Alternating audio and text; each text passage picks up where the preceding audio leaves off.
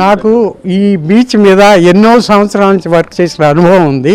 మేము ఎన్నో పేపర్లు కూడా సబ్మిట్ చేసాము, ప్రచురణ కూడా జరిగింది. కానీ ఇది ఎరోజన్ అన్నది చాలా ఎక్కువ ఇక్కడ జరగడం ఎప్పటి నుంచి అంటే అవుటర్ హార్బర్ కట్టిన తర్వాత ఎరోజన్ చాలా తీవ్ర పరిస్థితి జరిగింది.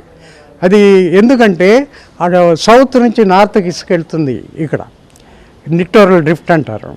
ఎప్పుడైతే ఈ అవుటర్ హార్బర్కి బ్రేక్ వాటర్స్ అవి కట్టారో అవి అడ్డొచ్చింది. సముద్రం ఇసుక సౌత్ నుంచి నార్త్కి వెళ్ళే ఇసుకకి అడ్డొచ్చింది. ఇసుక సౌత్ వైపు మేటేసి నార్త్ వైపు ఎరోషన్ వచ్చేస్తుంది.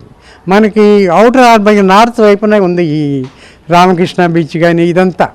అందుకని ఈ బీచ్ అంతా కూడా ఎరోషన్కి తీవ్రమైన ఎరోషన్కి గురి అవుతుంది. కానీ ఒకప్పుడు అవుటర్ హార్బర్ డిజైన్ చేసినప్పుడు అక్కడి నుంచి ఇసుక అటు సౌత్ నుంచి నార్త్కి పంప్ చేయమన్నారు, డ్రెడ్జ్ చేసి పంపింగ్ చేయమన్నారు. అది కొంతవరకు చేస్తున్నారు, కానీ అది సరిపోదు.